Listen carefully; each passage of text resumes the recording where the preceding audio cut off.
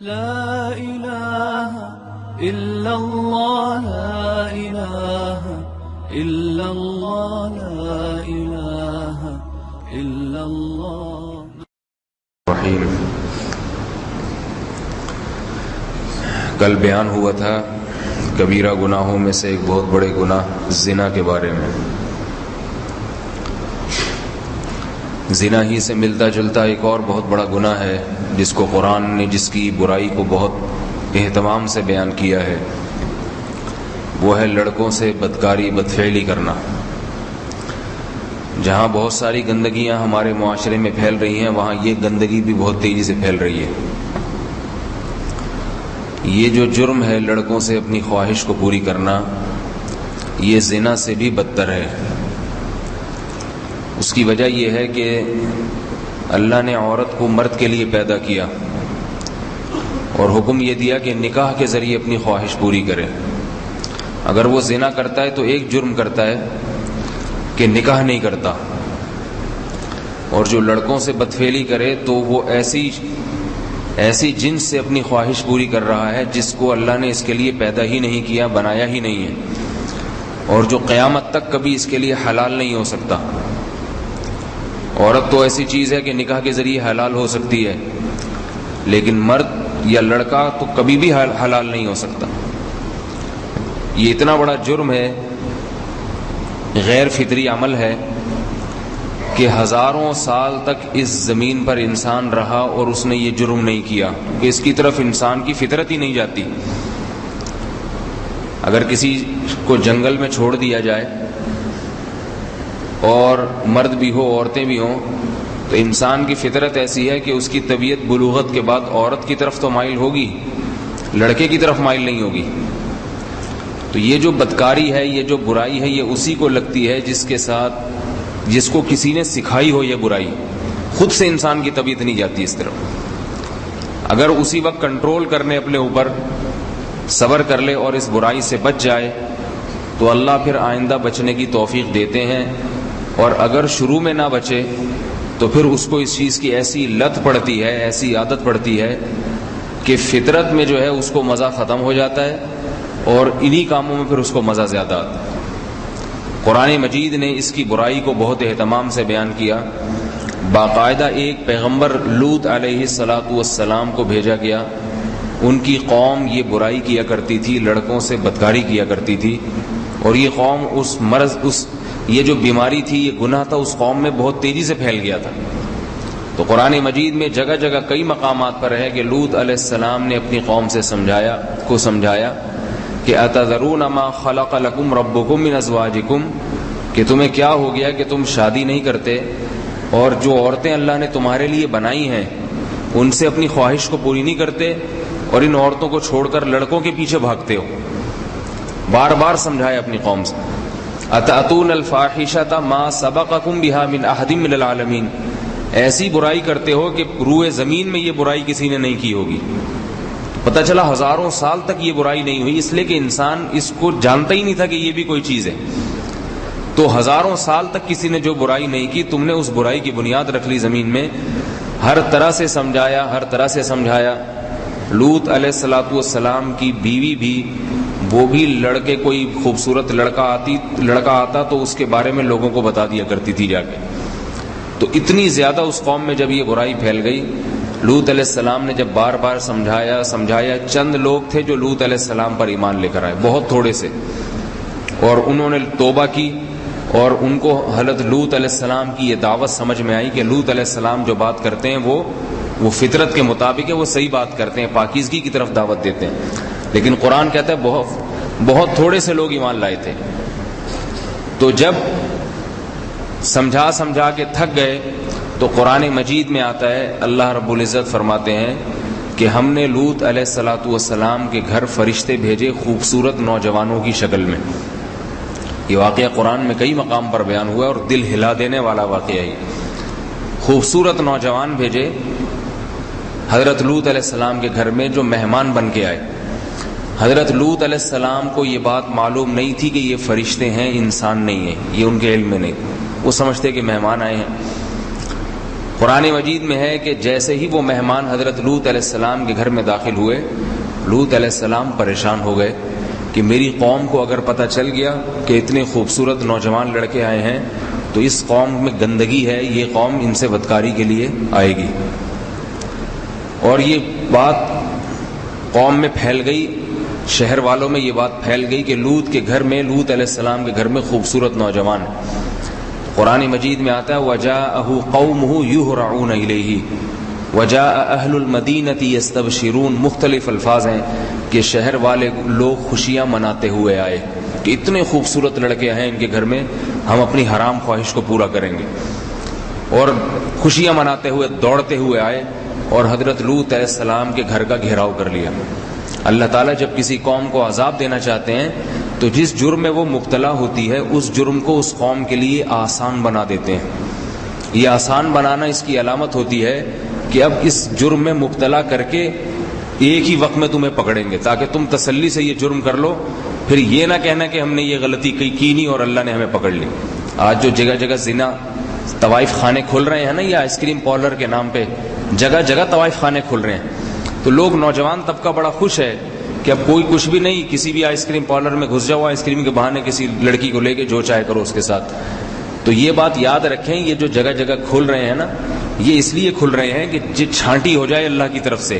جس نے زنا کرنا ہے، گندگی کرنی ہے، وہ جائے ان میں، منہ کالے کرائے، اور پھر اللہ اس کو پکڑے گا، چھوڑے گا نہیں اللہ تعالیٰ. اللہ نے زنا کو، بدکاری کو اس لیے تھوڑی حرام قرار دیا ہے کہ کر لو تو بھی کچھ نہیں کروں گا میں.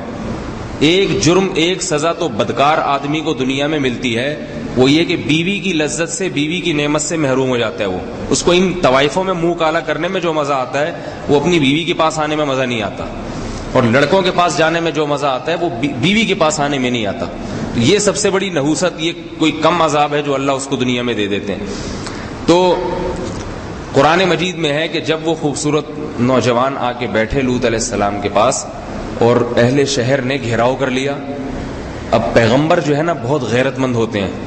مہمان کا اکرام کہ میرے گھر میں مہمان آئے ہیں اور ان مہمانوں کے ساتھ یہ بدتمیزی ہو تو وہ تو ظاہر ہے میزبان کی بے اکرامی ہے. تو لوط علیہ السلام کی جو دل کی کیفیات اور زبان کا کلام ہے اس کو قرآن نے بیان کیا. لوط علیہ السلام کہنے لگے لو ان لی بکم قوۃ او آوی الی رکن شدید. کبھی اپنی قوم کو کہنے لگے یا قوم ہؤلاء بناتی ہن اطہر لکم ان کنتم فاعلین ہؤلاء ضیفی فلا تفضحون. یہ میرے مہمان ہیں، خدا کے لیے مجھے ذلیل نہ کرو، مہمانوں کو چھوڑ دو، مجھے ذلیل نہ کرو، فلا تفضحون، میرا خیال کرو تم. تو قوم جواب میں کہتی ہے اولم ننہک عن العالمین. آپ کو اگر اپنے مہمانوں کا اتنا خیال ہے، اپنی عزت کا اتنا خیال ہے کہ مہمان کے ذلیل ہونے سے آپ کی رسوائی ہوگی، تو آپ کو ان مہمانوں کو گھر میں رکھنا ہی نہیں چاہیے تھا. جب آپ کو پتا ہے کہ ہماری یہ فطرت ہے، ہم خوبصورت لڑکوں کو تلاش کرتے ہیں، تو آپ نے ایسے مہمانوں کو گھر میں ٹھکانہ کیوں دیا؟ پھر لوط علیہ السلام نے کہا ہؤلاء بناتی ہن اطہر لکم، کہ بھئی یہ قوم کی لڑکیاں ہیں، عورتیں ہیں، میری قوم کی روحانی بیٹیاں ہیں، ان سے شادی کیوں نہیں کرتے تم؟ جس نے سے شادی کرنی ہے اس سے میں تمہاری شادی کراؤں گا، تم اپنی خواہش کو حلال طرح سے پوری کرو. تو وہ کہنے لگے یا لوط ما لنا فی بناتک من حق، ہمیں عورتوں میں دلچسپی نہیں ہے، ہمیں شادی میں دلچسپی، بولے بھائی، نہیں ہے. میں یہ اس لیے الفاظ دہرا رہا ہوں کہ آج بالکل وہی صورتحال ہے. آج کا جوان آدمی شادی نہیں کرے گا، زنا کرے گا، آئس کریم پارلروں میں لڑکیوں سے بدفعلی کرے گا اور لڑکوں سے بدکاری کرے گا، انٹرنیٹ پہ بیہودہ چیزیں دیکھ کے ہاتھ سے اپنی شہوتوں کو پورا کرے گا، سارے الٹے کام کرے گا. شادی کی بات کرو تو وہ کہے گا میرے پاس شادی کے پیسے نہیں ہیں، نہ میرے پاس شادی کی فرصت ہے، نہ مجھے شادی میں دلچسپی ہے، ابھی میں نے MBA کرنا ہے، ابھی میں نے یہ کرنا ہے، ابھی میں نے یوں کرنا ہے، ابھی میں نے یہ کرنا ہے. تو یہ وہی حرام کاریاں ہیں جو لوط علیہ السلام کی قوم کر کے آئی تھی. اور پھر اس قوم کو جو اللہ کی طرف سے عذاب کا تھپڑ لگا تھا، وہ تھپڑ میرے بھائی مجھے اور آپ کو بھی لگ سکتا ہے. اللہ ہم سب کو پناہ میں رکھے، کیونکہ ہم اللہ کے لاڈلے نہیں ہیں. تو قوم نے، لوط علیہ السلام نے کیا کہا؟ شادی کرو. تو قوم نے جواب میں کیا کہا کہ ما لنا فی بناتک من حق، شادی میں ہمیں دلچسپی، شادی تو ایک ٹینشن ہے، پھٹی کے پالو ساری زندگی کی بیوی بچوں کی، ہمیں اس میں دلچسپی نہیں ہے. پھر لوط علیہ السلام نے ان کو سمجھایا تو وہ قوم جب باز نہیں آئی تو لوط علیہ السلام کہنے لگے لو ان لی بکم قوۃ، پہلے کہنے لگا ھذا یوم عصیب، آج کا دن مجھ پہ پہاڑ جیسا سخت ہے، پوری زندگی میں میرے لیے ایسا دن. اب دیکھیں اللہ بھی لوط علیہ السلام کو بے چین کر رہے ہیں، تھوڑا سا پریشان ہونے دو، بتا نہیں رہے اللہ تعالیٰ اور فرشتے بتا نہیں رہے کہ آپ پریشان نہ ہو، تھوڑا پریشان کر رہے ہیں کہ ہونے دو، اور ان کو تھوڑا خوش ہونے دو، پیغمبر کو تھوڑا پریشان ہونے دو، اور یہ جو قوم بدکار ہے اس کو تھوڑا خوش ہونے دو، تاکہ یہ کیفیات جب میں قرآن میں قیامت تک کے لیے بیان کروں گا تو پھر اس سے لوگوں کو یہ سبق ملے گا کہ دیندار لوگ بھی پریشان ہوتے ہیں وقتی طور پر، بعد میں خوشی ہوتی ہے، اور خدا کے نافرمان کی جو خوشی ہے وہ وقتی ہے، حقیقت میں اس کا انجام برا ہوتا ہے. تو لوط علیہ السلام نے یہ کہا ھذا یوم عصیب، آج کا دن مجھ پہ بڑا ہی سخت ہے، پوری زندگی میں اتنا پریشان کن دن میرے لیے نہیں آیا.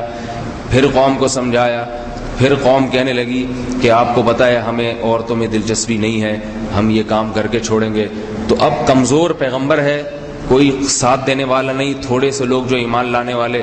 تو لوط علیہ السلام جواب میں کہتے ہیں لو ان لی بکم قوۃ، کاش میرے بازوؤں میں طاقت ہوتی میں تم سے لڑ سکتا، اتنے لوگوں سے اکیلا کیسے لڑے گا، کاش میرے بازوؤں میں طاقت ہوتی، او آوی الی رکن شدید، یا میرا اتنا مضبوط قبیلہ ہوتا جس کو لا کے میں لڑتا تم سے. نہ میرے ساتھ دینے والے اتنے ہیں اور نہ میرے بازوؤں میں اتنی طاقت، میں کیسے تم سے دفاع کروں.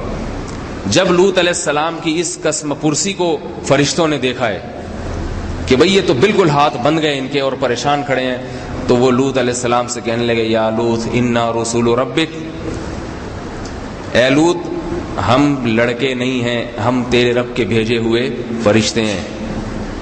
اور پہلی تسلی دی لن یصلوا الیک، یہ آپ تک پہنچ ہی نہیں سکتے، ہم تک کا تو تذکرہ ہی نہیں کیا، اس لیے کہ ہم تو فرشتے ہیں، ہمارا کیا بگاڑیں گے، یہ آپ تک بھی نہیں پہنچ سکتے. کیا مطلب کہ آپ جو ہمارے راہ میں کھڑے ہوئے ہیں نا، تو پہلے آپ تک پہنچیں گے پھر ہم تک آئیں گے نا، تو یہ آپ تک نہیں پہنچ سکتے. پھر کرنا کیا ہے، اسری باہلک بقطع من اللیل، یہ جو انہوں نے چاروں طرف سے گھر کا گھیراؤ کیا ہوا ہے، ان کی آنکھوں میں دھول ہم جھونکیں گے، آپ یہاں سے نکل جائیں اس گھیرے کے اندر سے، آپ کو یہ نظر، یہ آپ کو دیکھ نہیں سکتے، اور آپ یہاں سے نکل جائیں. اور راتوں رات کا وقت تھا جب یہ کاروائی ہو رہی تھی، راتوں رات آپ کے ساتھ جو لوگ ایمان لائے ہیں، جنہوں نے توبہ کی ہے اس جرم سے، اس گناہ سے، توبہ کتنی بہترین چیز ہے. دیکھو جس نے ماضی میں کر لیا، لیکن جب پیغمبر نے دعوت دی توبہ کر لی، تو بتایا جا رہا ہے کہ جنہوں نے توبہ کر لی ان کو بھی اپنے ساتھ لے جائیں، پچھلے کو نہیں اللہ دیکھے گا، بس توبہ کر لی. تو جو توبہ کرنے والے اور جو ایمان لانے والے آپ کے ساتھ ہیں، ان کو رات کے تھوڑے سے حصے میں لے کے شہر سے باہر نکل جائیں. لوط علیہ السلام اتنا پریشان تھے، کہنے لگے کہ اس قوم پر عذاب کب آئے گا. انہوں نے کہا صبح کے وقت، صبح صادق جب ہوگی نا، سحری کا وقت، تو ہم نے اللہ نے فرمایا کہ اے لوط ہم نے اس قوم کو برباد کرنے کا ارادہ کر لیا ہے. لوط علیہ السلام اتنا پریشان کہ صبح صادق میں تو بہت ٹائم ہے، تو فرمایا کہ نہیں، الیس الصبح بقریب، صبح صادق بہت قریب ہے. اور یہ بھی بتا دیا کہ آپ کی بیوی آپ کے ساتھ جائے گی، لیکن وہ عذاب میں ہلاک ہوگی، وہ بچے گی نہیں، کیونکہ وہ مخبریاں کرتی تھی. تو اب لوط علیہ السلام رات جب نکلے ہیں، ان کے منہ پہ دھول جھونک دی گئی، ان کو نظر نہیں آیا لوط علیہ السلام کا نکلنا.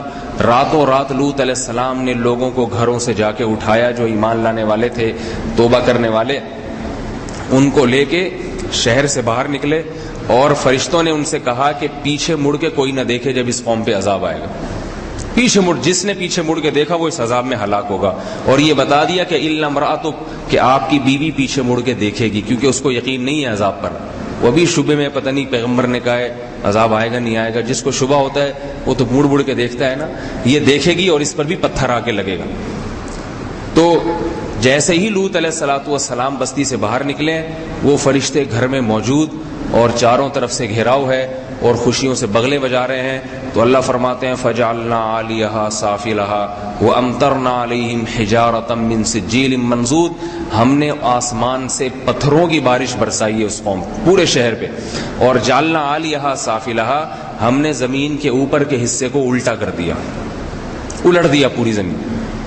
حدیث میں روایات میں آتا ہے کہ یہ جو اللہ نے زمین کو الٹا ایسے الٹا کہ اس شہر کو اٹھایا گیا آسمان تک کہ آسمان کے فرشتوں نے ان کے جانوروں کے انسانوں کی چیخ و پکار کی آواز سنی ہے، پھر وہاں سے پٹخ کے اس زمین کو الٹا کر کے دے مارا۔ فرمایا کہ ایک کو بھی، ایک متنفس کو بھی زندہ نہیں چھوڑا، اور ایسے بدبودار اور گندے کمینے اور منحوس لوگوں سے اس زمین کو اللہ نے ہمیشہ کے لیے پاک کر دیا۔ آگے اللہ فرماتے ہیں صحابہ کرام کو اور عرب کو، وَإِنَّكُمْ لَتَمُرُّونَ عَلَيْهِمْ مُصْبِحِينَ، کہ تمہارا گزر ان بستیوں سے ہوتا ہے، جب تم گزرتے ہو تو قوم لوط کی بستیں بھی آتی ہیں، ان کے اجڑے ہوئے کھنڈرات آتے ہیں، تو ان کھنڈرات سے پوچھو کہ یہ کیسے کھنڈرات بنے، اس قوم میں کیا جرم تھا۔ آج پوری دنیا میں اس بدکاری کو لڑکا جو لڑکے سے اس کو قانونی شکل دی جا رہی ہے۔ یورپ میں، امریکہ میں اس کو باقاعدہ قانونی طور پہ پاس کیا جا رہا ہے۔ تو سوچو اللہ کو کتنا غضب آئے گا۔ ان قوموں کا تہذیب یافتہ قوم کہہ سکتے ہیں کیا یہ تہذیب یافتہ قوم ہے؟ وہ کام جو جانور نہیں کرتے، جانور یہ کام نہیں کرتا کہ میل سے اپنی خواہش پوری کرے، وہ بھی فیمیل کو تلاش کرتا ہے۔ جو کام جانور نہیں کرتا اس کی اوباما کی طرف سے اجازت دی جا رہی ہو، وہ برطانیہ کے صدر کی جو ہے نا وزیر اعظم کی طرف سے اس کو وہ کیا جا رہا ہو، اور ویزا مل جاتا ہے اگر ثابت ہو جائے کہ دو آدمیوں کے درمیان یہ ریلیشن ہے تو ان کو برطانیہ کی نیشنلٹی دے دی جاتی ہے۔ یہ قانون بنا ہوا ہے۔ تو میرے بھائی یہ گندے لوگ ہیں۔ ہمارے لیے اللہ نے جو ضابطہ اور قانون اور پاکیزہ زندگی بیان کی ہے وہ اپنی کتاب میں، قرآن میں بیان کی۔ اس کی سزا بھی بہت سخت ہے۔ فقہاء نے بیان کیا اگر کوئی لڑکا لڑکے سے بدکاری کرے تو کیا تعزیر دی جائے گی۔ بعض نے کہا کہ اس پہ دیوار گرا دو، بعض نے کہا کہ اس کو زندہ جلا دیا جائے، بعض نے کہا اس کو مار کے جان سے مار دیا جائے۔ تو وہ تو ایک الگ تفصیل ہے کہ وہ حکومت وقت ہے جو کیا سزا دے گی اس کو، لیکن یہ جرم اللہ کو بہت ہی ناپسند ہے، جس کا اندازہ قرآن کی ان آیات سے ہو جاتا ہے۔ اور اس سے یہ بھی پتہ چلتا ہے کہ جس کو اس جرم کی لت پڑ جائے، اگر توبہ نہیں کی، اس نے لت پڑ گئی، تو پھر اس کو اپنی بیوی میں دلچسپی ختم ہو جاتی ہے۔ یہ بہت بڑا، اور بڑھاپے میں بھی پھر ختم نہیں ہوتا ہی۔ لیکن مایوس نہیں ہونا چاہیے، کسی کو کیسی بھی لت پڑی ہوئی ہو، جب بھی وہ توبہ کرنا چاہے گا توبہ کا دروازہ کھلا ہو۔ اور علماء نے لکھا ہے کہ جو شخص یہ جرم چھوڑنا چاہے اس پر لازم ہے کہ لڑکوں سے بالکل کنارہ کشی اختیار کر لے، تصور میں بھی نہ لائے کسی۔ طویل عرصے تک جب ایسا کرے گا، تصور بھی نہیں کرے گا، دوستی نہیں کرے گا، بات چیت نہیں کرے گا، تو آہستہ آہستہ یہ جراثیم اس میں خود بخود ہی ختم ہونا شروع ہو جائیں گے، اور اللہ اس کی زندگی کو فطرت کے مطابق لے آئیں گے۔ اللہ تعالیٰ اس جرم سے ہم سب کو بچنے کی توفیق عطا فرمائے، اور جس کو اللہ حفاظت کرے اسی کی حفاظت ہو سکتی ہے۔ اپنے اوپر انسان کو ناز نہیں کرنا چاہیے، تو اللہ سے دعا بھی کرنی چاہیے، اپنے بچوں کی فکر کرنی چاہیے۔ حضرت شیخ الحدیث مولانا زکریا رحمۃ اللہ علیہ فرماتے ہیں پہلے زمانے میں اس کا بڑا خیال ہوتا تھا۔ فرماتے ہیں کہ جب میں نوجوان لڑکا تھا، بچہ تھا، تو میں اگر نماز میں کسی آدمی کے ساتھ کھڑا ہوتا، میرے والد صاحب دیکھتے تھے کہ کس کے ساتھ کھڑا ہے، اگر اگلی نماز میں اسی کے ساتھ کھڑا ہوتا تھا تو میرے والد صاحب پوچھتے تھے کہ یہ تمہارا کیا لگتا ہے، ظہر میں بھی اسی کے ساتھ تھے، عصر میں بھی اسی کے ساتھ، کیوں؟ ایسے بچوں کی نگرانی ہوتی تھی پہلے۔ آج بالکل بچوں کو چھوڑا ہوا ہے، کمرہ بند کر کے ٹیوٹر رکھا ہوا ہے، اور وہ ٹیوٹر جو ہے نا اس بچے کو پڑھا رہا ہے، اس کی نیت کیا ہے، اس کے جذبات کیا ہیں، اس کے خیالات کیا ہیں۔ میرے سے لوگ رابطہ کرتے ہیں، مجھے پتا ہے ٹیوٹر جو نوجوان لڑکوں کو، بچوں کو پڑھاتے ہیں، میں بدگمانی نہیں کر رہا کسی پہ، نہ آپ کو کسی سے بدگمان کر رہا ہوں، ان کے بڑے ہی بہت غلط واقعات آتے ہیں سامنے، ماں باپ کو پتہ نہیں ہوتا۔ تو بچوں کو کسی کے حوالے کرنے سے پہلے 100 دفعہ سوچیں، 100 دفعہ دیکھیں، اس کی نگرانی کرنی چاہیے۔ اعتکاف میں یہاں بچے بیٹھتے ہیں، ان کی نگرانی کرنی چاہیے۔ اس لیے نہیں کہہ رہا کہ آپ لوگوں کو گندا سمجھیں، اس لیے کہ 100 میں ایک بھی اگر گندا ہوتا ہے، ایک بھی گڑبڑی کرتا ہے، 100 میں ایک تو ہوتا ہے نا، اتنا ریشو تو ہے کم از کم، تو وہ کچھ کر جاتا ہے، بچوں کو غلط عادتیں سکھا جائے۔ بچہ فطرت پہ پیدا ہوتا ہے، کبھی برا نہیں ہوتا۔ حدیث میں آتا ہے کل مولود یولد علی الفطرہ، ہر بچہ نیک پیدا ہوتا ہے، بچے کی طبیعت میں یہ گندگیاں ہوتی نہیں ہیں، لیکن سکھاتے ہیں دوسرے، جو پہلے سے گندا ہوتا ہے وہ سکھا دیتا ہے بچوں کو یہ چیزیں۔ تو ماں باپ کا فرض بنتا ہے کہ بچے کو دوستیاں نہ لگانے دیں بڑے لڑکوں سے، ان کو دور رکھیں، ان سے بولیں اپنی عمر کے لڑکوں سے گپ شپ لگایا کرو، اپنے سے بڑی عمر کے لڑکوں سے تعلق داری نہ کرو، ان سے نہ ہنسی مذاق نہ بات چیت، تمہارے کیا لگتے ہیں وہ۔